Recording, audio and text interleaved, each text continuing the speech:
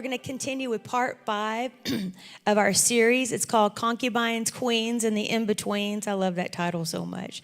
And in the fall, our underlying theme was words. Your word is directly connected to your blessing. But in this one and last month, the underlying theme is courage. So before we begin part 5, let's review. I love this verse. Everyone should write this verse down. This should be your verse for 2025. The nations will see your righteousness. World leaders will be blinded by your glory, and you will be given a new name by the Lord's own mouth. The Lord will hold you in his hand for all to see, a splendid crown in the hand of God. This year is 5, 7, 8, 5. 5 is grace, 7 is crown, 8 is open window. Hey, Barbara, I just saw you. 8 is open window, and 5 is grace again, okay? So it's double grace. So everybody should know that verse. So let's continue with our series, Concubines, Queens, and In-Betweens. And let's do a little bit of review, as I always do. So in the Bible, from Genesis to Revelation, it was a man's world. And I love men. I'm not a woman's libber. But we're trying to put in context what we're doing here. Nobody needs to think that. But it was a man's world. And men did not even interact with women, not open the door, not pull their chair out. They did nothing to do that. Women were to serve them in every way, shape, and form. And the Jewish writers, most of the scholars, believed that women could not even go into the temple to worship. So you were a servant. You stood outside the temple even to worship. Yet I don't know how that worked out. I'm not a big fan. But women were to marry very, very early. They never picked who they got to marry. They were always marrying someone that was picked for them. Can you imagine? Can you imagine? And like, let's say your husband, so you're married to this guy for 14 years and, he goes to be with Jesus or whatever. And you get to go to the next guy, whoever somebody picks for you. You just get pushed around from one man to the next man. You are property.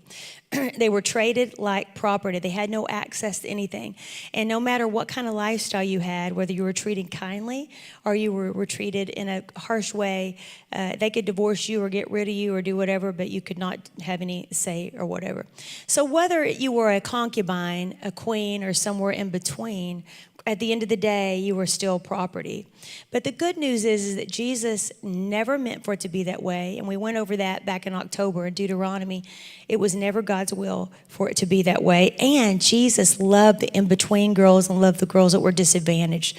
So what is a concubine?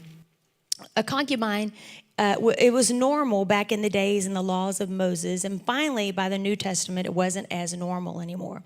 So a concubine was basically a sex slave or someone that did the work for the man. The difference in a concubine and a royal concubine, was kind of like another wife to a king or someone in authority. They were a half-wife. And they would be chosen because he was attracted to her, he loved her, his heart went pitter-patter when he saw her. So, she had a lot of amenities, not everything, but she was the only type of person that was chosen for the king, either by his men or by the king. Now, queen, this sounds a little more like a concubine to me. She is full royalty, and so are her children. But she is basically just property. She's been traded as a peace treaty or property from a kingdom or an alliance or some kind of trade agreement with one territory to another. So she's property at a very high level. But the in-between girl, that's where we all fit, pretty much. Now, my family thinks my mom's the queen, and she is, but in a good way, Dad really picked her because he liked her. But the in-between girls, that's where we all kind of fit. And conversely, Jesus was a constant promoter and defender of women. And he loved the in-between girls. He loved all the girls and gave them dignity and respect. He fellowshiped with Mary and Martha at Bethany. And then Mary Magdalene was virtually his women's ministry leader. We're going to learn about her next time. And you're going to be so surprised at what you find out about Mary Magdalene. He redeemed the adulterous woman and saved her from stoning. We talked about that last year. And he spoke to the woman at the well of Sychar. I told this last time. That was his longest one-on-one conversation that we recorded in history. That right there proves my point. Jesus was a defender of women. He continually tossed out the religious rules to bring hope and restoration to things that others called disposable. because all women were kind of disposable back in those days, because basically that's what it was. And Jesus continues today to override and call each one of us his sisters in the kingdom, and really queens in royalty, which I would like to be. And it's most often agreed upon in the lesson we're going to study tonight about a girl that could have been a queen, or a royal concubine. She had this opportunity to be a royal concubine. But interestingly enough, this girl in this time we live in is going to have a choice when other girls didn't. So just for you guys, because I love you, I did the hard work of studying Song of Solomon. I'm be glad I did. It's not fun, but we got it. We've got it down. So between that and Revelation, I'm not looking forward to. So let's just don't go there. We're going to talk about Song of Solomon tonight. But you know, I'm really glad I did it, because I feel so in love with Jesus. I mean, I just feel different because it's a love story, and I feel challenged tonight. Sorry, I'm a little weepy. So we're going to talk about these three characters: Solomon, the Shulamite woman, and the shepherd. And we're going to get back to our first love, okay? We're going to get back to our first love. So let's see. Our key verse tonight is Song of Solomon 2:15. And some of you may have known this verse, but it's hard to believe it's in Solomon. And we'll break down why. It's catch us the foxes, the little foxes that spoil the vines, for our vines have tender grapes. And we'll break that down a little bit later. But now let's begin with part 5 of our series, this in-between girl known either as the Shulamite woman or the woman in Song of Solomon, and how she chose the courageous path of love. Now, Shulamite is simply used to describe a person from the region of Shulam in Israel. So it's Shulem, the region of Shulam. So it'd be like, oh, she's the Dallas girl. You know, Gray Malin has the Dallas girl, and he's got, have you ever seen those paintings and things he has? And so she's the Shulamite, she's the Shulamite girl. And some also believe that the Shulamite woman was lured into the possibility of becoming a royal concubine by a king, becoming a royal concubine by a king who was the most powerful person on the planet at this time in history. So she's faced with a decision that's very unusual in this time in history. And she actually had, like I said, the choice as a woman in a man's world. Do I want to be a royal concubine and receive all the amenities and all these titles and all this good stuff? Or do I choose the first love, my boyfriend, the shepherd? Do I go back with him? So it's a little bit of a love triangle, okay? So here's the Shulamite woman. And next, let's talk about Solomon for a minute. The Song of Solomon is also known as Song of Songs. So we know it in our country and in the world we live in as Song of Solomon. But it was actually first written as Song of Songs. It's sometimes misunderstood, as I just addressed. But basically, there's 3 different versions of how this thing plays out. But we're going to go with the one I like the best, because that's the one I think is the right one. And, it's an interesting book. It has 8 chapters. They're also known as 8 poems. So it's a book of poems. It is the most popular, described as a book of poetry regarding love, and is written to be read in a flowing manner rather than taken apart. It's authored by King Solomon, and the book is situated in the middle of the Old Testament. It was written around 965 BC before Christ, in the first part of Solomon's reign in Israel. He was in his younger days. He still had a little bit of grace. He only had 100 wives and concubines at that time. He would end his life with 700 wives and 300 concubines. So maybe we'll give him a little bit of a break. Solomon's name is mentioned in the very first verse of the first chapter, and his name is mentioned a few other times throughout Song of Solomon, but he is never the speaker. So remember, this is a time of concubines and royal concubines and multiple wives. They were accepted. But remember, this was never God's will, even though we go through this story, okay? There are several interpretations of the meaning, but this is what you need to know. It's a poetic form, and it's somewhat left open to the author to interpret. So I'm going with, or the reader. So I'm going to go with the love triangle angle. That sound good? Everybody likes a little love triangle, right? So how about that slide? Here we go. I'm already getting hot. I just need like a fan up here. Song of Solomon is the story of a possible love triangle. It starts out with a typical young woman and a young man that have begun to enjoy a blossoming respect, attraction, and love for one another. Then they suddenly, on an ordinary day, now this is how it says it in the book, the king's top executives, to be specific, notice this ordinary girl that's wildly attractive and beautiful, and perhaps like the girl next door we would think of today. So the king's executives, they knew she was special, even though that's not what they're typically supposed to look for. So they take this girl on a journey to the king's manor inside of the city, and instantaneously, the girl next door is transferred from Happy Valley to the Big Apple, and everything's about to change.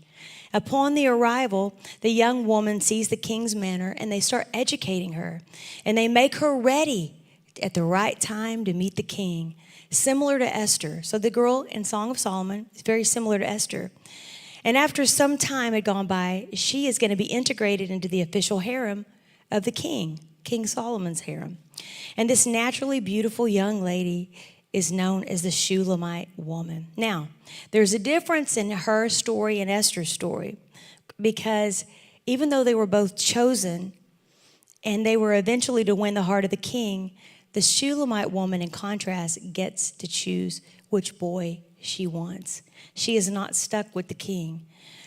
So she would be given a choice to ultimately make her decision. Is she going to choose the king and all the amenities, all the property, all the stuff he has to offer? Or is she going to choose her boy back home, the one she used to love? Or maybe she still loves, we'll see. So this young woman will choose to either stay and be part of the harem or go back to the love of the shepherd. And the shepherd only has himself to offer. Perhaps he has a hut. Maybe he has a small business. You know, he does these sheep on one day, these sheep on the next, kind of like a lawn mowing business. But at the end of the day, she's going to forfeit all the amenities of a king because of the love of one man. It doesn't really even matter what he has. So around the time that the sweethearts split up and she goes into the royal kingdom, not by choice, this is a season of separation that becomes a time of testing their love and devotion, and eventually bringing the truth that either their love will be sustainable or their love will not stand the test of time or the temptation of all the earthly things and the glamour and the access and the lure of the king. So King Solomon is known for wisdom, poetry, and learning.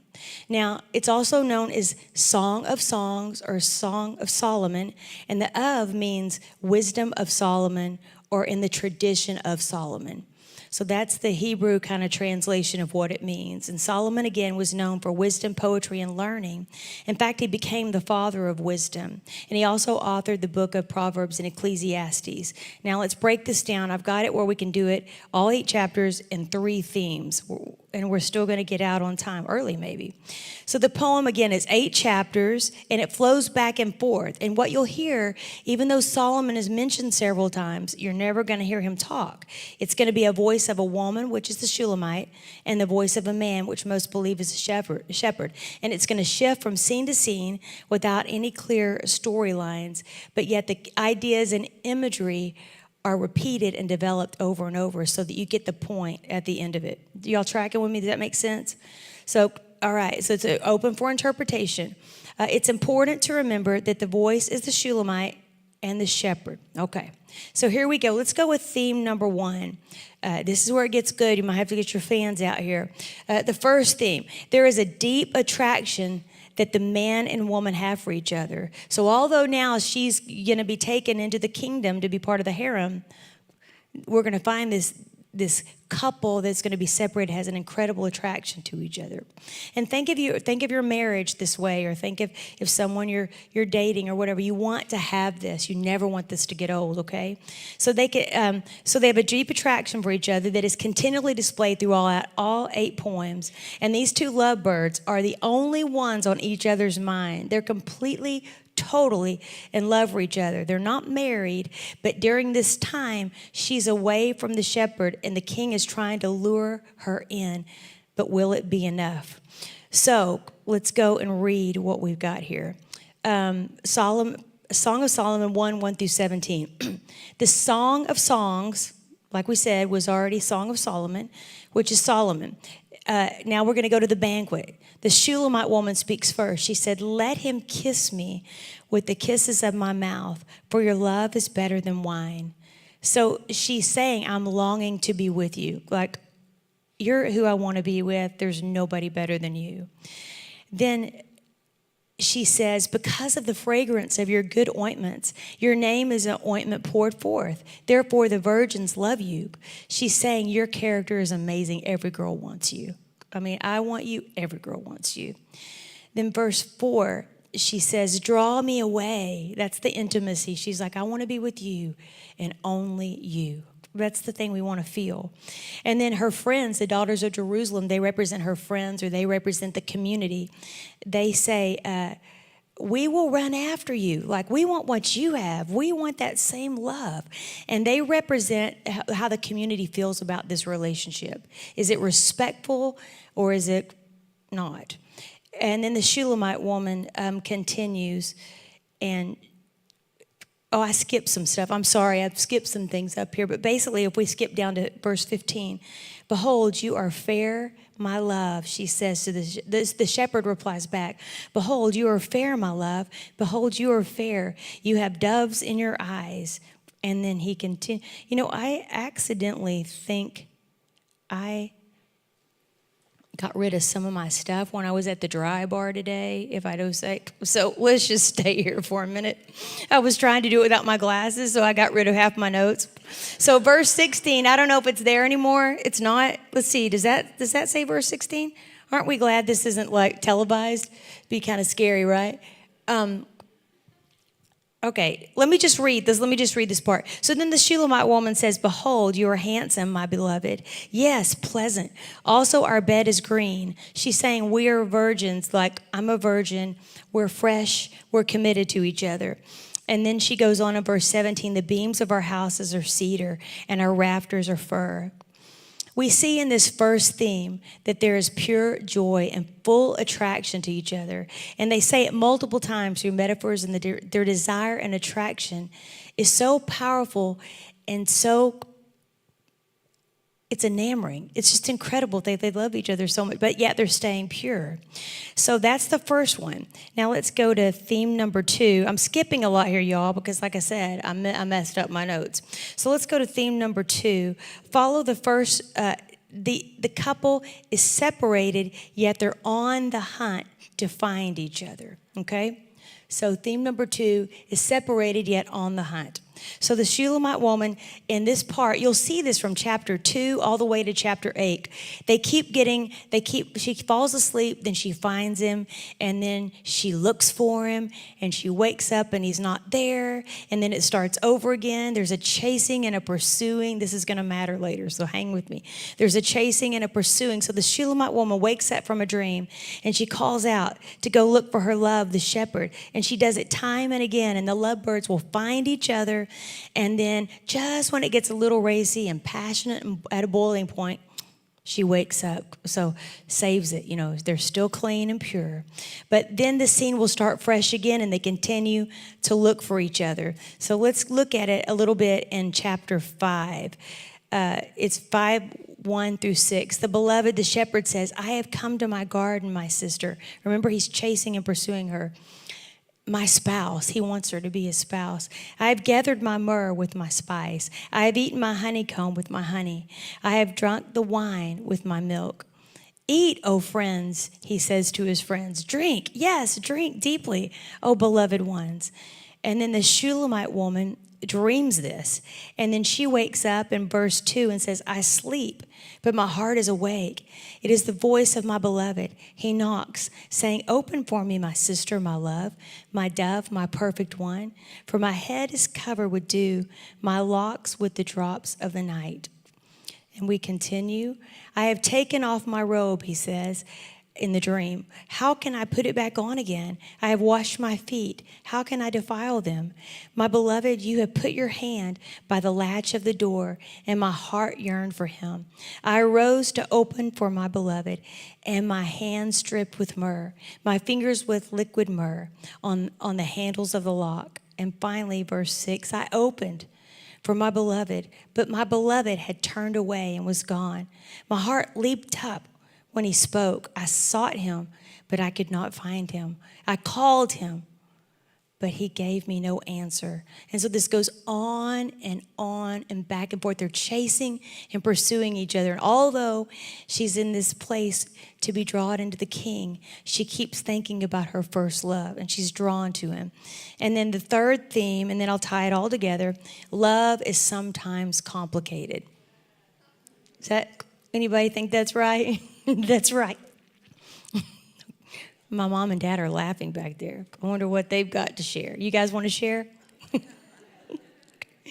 Love is sometimes complicated. And at times, love is one of the most mysterious experiences in life. And yet the Bible, which God says is the infallible word of his infallible word, says that love and passion is a gift from God. And true love is as strong as even death. And adulterated passion is sometimes overwhelming. But if it's put in the right place, it is such a gift to love like that. But if it's not used correctly, like Solomon, he tried to buy her love. It can't be done. Yet at the end of the day, all the wealth and the power in the world wasn't enough for the king, King Solomon, to offer the Shulamite woman enough to stay. The king just couldn't lure her in to all he had to offer. But then I want to go back and address the second poem, chapter 2, where her brothers of the Shulamite woman, they warn her to be careful. So they see this romance going on, and they see that she's been lured into the king's palace. And they warn her not to let her true love get away from her, or to not let anything entice her. And that's where we come back to Song of Solomon 2:15.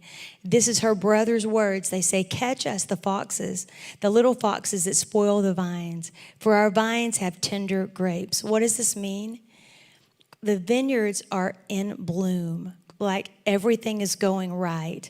The romance is alive and growing and preparing to bear good fruit.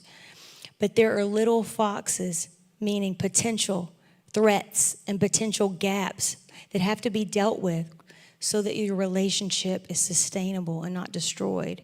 It's really true. The little fox is still the fruit on the vine. Why are they little? Solomon is saying here, repeating her brothers, he says, it's the little things that so often get dismissed and overlooked that sometimes have the greatest capacity to spoil and to ruin the value of a good relationship, something that's right in front of you. And all great and healthy relationships take work and commitment. There's no marriage made in heaven. My grandfather saw my grandmother in a dream. That's pretty close, but that's still not heaven. Love and passion must be protected, or they can be in danger. So in summary, the Shulamite woman rejects the king. Solomon's love. He wanted her. I mean, his gentleman brought him in, and he's like, this girl is really special. She goes to the castle. She has all the royal amenities and all exclusive titles, and she chooses courageous love, the beloved of the shepherd. She's not distracted by the little foxes that can steal the vine. In the 8 poems included in Song of Solomon, the Shulamite and the shepherd, they continue to be separated, then they come back together, then separated and come back together. They're on the hunt for each other through the whole 8 chapters. But they really have true passion.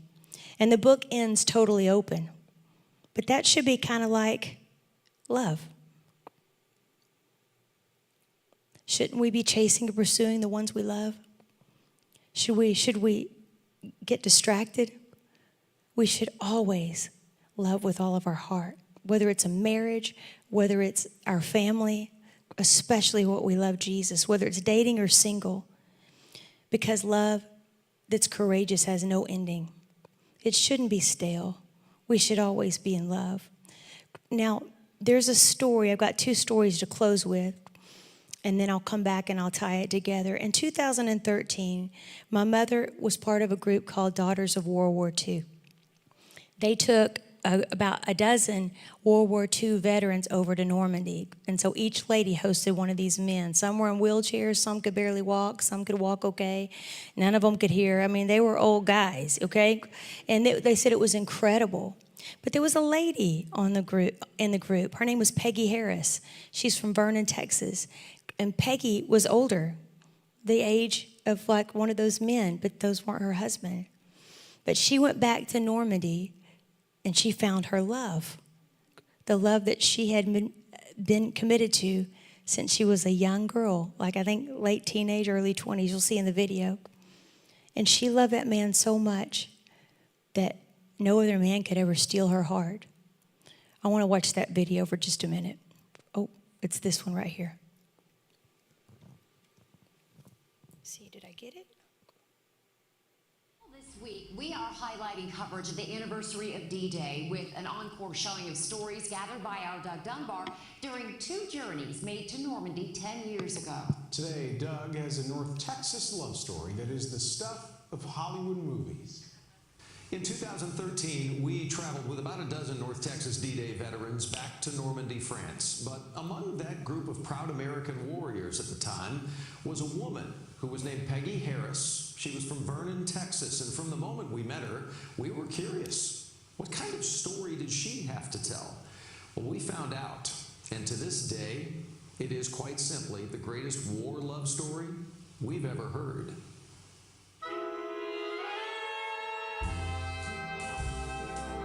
This is a love story. Well, his father and I both worked, well, his father worked before I did at the Air Force Base in Altus. And he wanted me to write to his son. Told me he had written him about me and he wanted me to write. Good girls don't write to men in the service they don't know. But Billy Harris, a handsome fighter pilot, wrote to Peggy. A romance blossomed. I didn't want to marry somebody going overseas, really. But that changed. Billy and Peggy married. Billy went off to war. Peggy never saw her husband again. We had enough time. We had enough time for a lifetime. Through the days and weeks after the D-Day invasion, Peggy and Billy had exchanged letters. Then, in late July of '44, Billy was shot down just outside this small French village. This is the spot where his plane came to rest. Guy Serlot is the last person alive to have seen Billy when he died. J'ai été voir Billy. He says he ran to Billy's plane. He saw Billy inside. He says he looked perfectly normal, but he knew Billy was dead. What was the end for Billy Harris was now just the beginning for Peggy. After Billy's plane went down here in Levant, France, Peggy got word that Billy had been killed in action. But then she got another letter that said he'd been missing in action. And then came a third letter that said maybe he was back home in the United States. The reality for Peggy Harris is for 61 years, she never knew what happened to her husband. Meanwhile, here in Levant, not only did they know what happened, they went out of their way to celebrate Billy Harris's life. In Levant, they knew the name Billy Harris. They buried him and honored him, but his name is all they knew.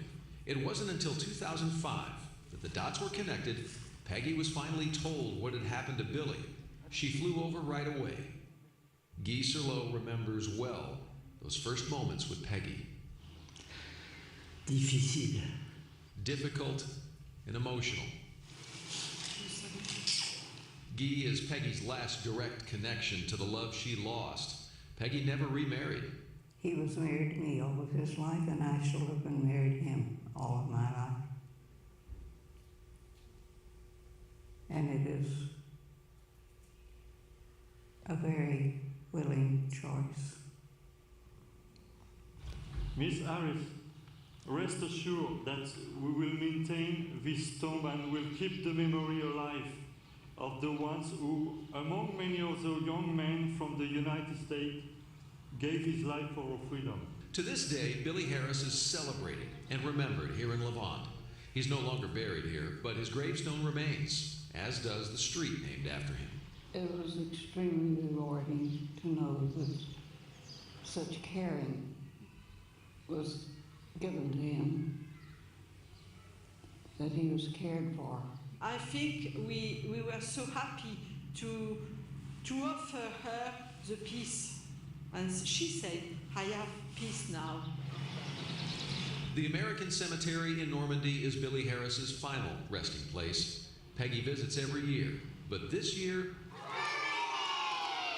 Peggy brought her newfound friends, our 8 North Texas D-Day vets, who along with Billy were celebrated and remembered as the men who saved the world. It's important for them to know that they are free because of people like Billy. What an incredible story, right? I was lucky to see and talk with Peggy quite a few times over the years after our journey to Normandy back in 2013. I can tell you she was an absolute gem. Peggy went home to be by Billy's side in April of 2020. I'm Doug Dunbar, CBS News, Texas. Isn't that sweet? I thought y'all would like that. True love never has an end. Well, I'm not saying that if, we shouldn't move on with our life. But let's take that as we take our relationship with Jesus. And the Shulamite woman going back to the shepherd, It should have no end.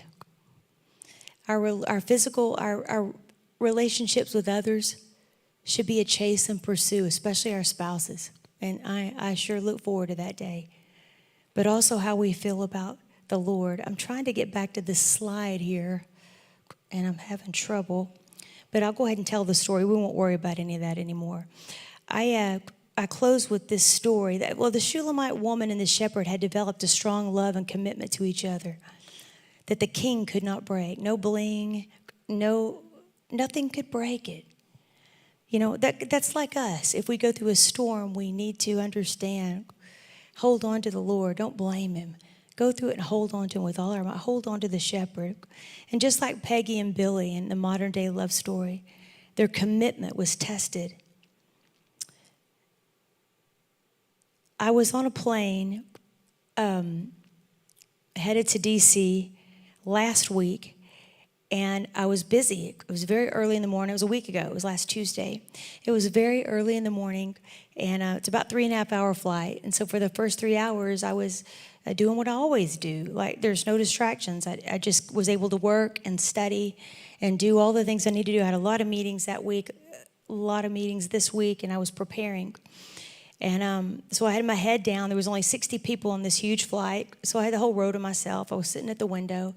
I didn't even look out the window. I wasn't enjoying anything. And then the pilot came on and said, 30 minutes to land, everybody get settled. And I thought, I'll just put on my earphones here and just kind of chill out. And so I had, all the stuff that had happened the week before in D.C. in the helicopter, had all that stuff on my mind. And, when you land in D.C., you're literally landing on the Hudson, if y'all know what I'm talking about. Taking off's not so bad, but landing, it usually doesn't bother me, but I was thinking about it. So I put my earphones in, and I put worship on, and it happened to be all Brooklyn Tabernacle Choir. I really love them. I'm old school, and I embrace it, okay? I love them. And about the second or third song, it was a song called I Adore You. Does anybody know that song, I Adore You? It's a love song to Jesus. It's my very favorite song in the whole world. And I can't sing that song without getting choked up every time I listen to it. And so I was playing that song, and nobody knew what I was doing. I was just under my breath kind of singing it. And all of a sudden, Jesus, I never had an open vision. I didn't know what you called it till I processed it with my friend. I'm sitting in the window, and there's Jesus sitting right beside me, clear as day. And he's sitting there, and he's got his hands on both of the armrests, and he's not looking at me. He's just looking forward. And he has a white robe on, and he has a light blue, a little lighter than Randa's jacket, a light blue scarf on, a little, kind of a scarf collar. And his hair was about right here, about mid-length to my neck. And he had a beautiful, beautiful beard. Beautiful shaved, groomed beard. I didn't ever look at him in the face. I wasn't scared. It was just so normal. But I knew it. I felt it so strong. And I was like, Jesus is sitting by me right now. And I just kept worshiping. I just kept, nobody knew. And I felt so much peace. So much peace. There he is right by me. And I thought everything's going to be okay. But if I had not gotten still, I was so busy doing very productive stuff that I didn't chase the shepherd that day. I was too busy preparing for the king or preparing for the things in life that I'm responsible for taking care of. And I had not spent time with Jesus. And then he was still sitting there. And again, I had on my mind of the plane crashes and the things that had happened, a week before. And I saw in the spirit, I saw two angels, and they were on each side of the nose of the plane. And they were, in front of the pilot's window, and they were like surfing. They were going like this and driving the plane, looking at each other and driving the plane in to go land. And I saw them, but I didn't see, but I knew in my spirit there were also two on the back, on the tail, and they were holding on each side, and their feet were gliding up in the air. I knew it. I didn't see that, but I knew what that was happening. And the Lord just was so clear. I just want to spend some time with you. I want you to take time for me so that I can be with you. And you can know my presence is with you and everything's going to be okay. You've chosen these distractions, and they're not all bad. But you didn't chase and pursue me first, but I came back to pursue and chase you. All you had to do was just get still for just a minute. And I just thought, that's the shepherd, and that's the Shulamite woman. Their love was so dedicated to each other that she couldn't get back fast enough to the shepherd. All the bling, all the stuff in this very complicated 8 poems that I chopped up tonight. The whole point is this. They were so strong in what they were doing. And so I just had some contemplative questions here at the end. At times, do we get distracted by the things of life, or elaborate or shiny or good? I was working on my work, and I was working on Blue Nest. It was nothing bad, but that's not where I needed to be. I needed to be focusing on the shepherd. The daughters of Jerusalem in the Song of Solomon, I really recommend you read. It won't take you very long to read the 8 chapters. They represent our friends and community in our lives. Are you surrounded by the right people? People that will support and speak blessings over your life and wisdom. And are you devoted to Jesus? Am I devoted to Jesus more than other people? Do you have the right people in your life that will challenge you when things aren't right and say, slow down, look up? I have one friend that always tells me if we go walk and look up in the sky, because I just so focused, I don't remember to look up in the sky. Are they challenging us with gentle words of correction? Are you embracing your unique inward and outward beauty like the Shulamite woman? Part of the stuff that I cut out of my message is she talked about her skin was dark. Her brothers made her work in the field. She's not like the other girls in the harem. But she said, I like it. I like who I am. Do you like who you are? Are you comfortable enough with yourself? And are you prioritizing the character in your life? Are you pursuing Jesus with courageous love? Or have you maybe perhaps just lost your first love just a little? Because that day I had, but this other 7 days I've been trying not to. Are you taking time to cultivate your relationship? Are you pursuing deep intimacy? Do you love him more than anything? Even married people love Jesus, and then you really love your spouse. Don't get too busy to hear the voice of the shepherd. I was so moved by this love song to Jesus, I thought we could end with this way tonight. Is that okay with y'all? My mom found it actually. Brooklyn Tabernacle. It's song online. It's got the words. It's called I Adore You. It's really tough. Can we just, for the next 5 minutes and 30 seconds, can we just forget everybody by you? Forget everything going on. Just forget it. This is the one, I've never asked you not to leave. I'm asking you not to leave. And then my girls will be down here if you need prayer. If you need prayer, you should come. They really hear from the Lord. But I want to sing this love song to Jesus. I want you to think about this. And maybe you could download it and play it some this week. And let's get back. All I needed to do was just be quiet for a minute. And he was right. He probably was sitting by me the whole time. But I didn't know because I was too busy preparing for some meeting that I won't remember in 2 weeks. Right? Let's pray. Let's worship. And then you're dismissed, okay?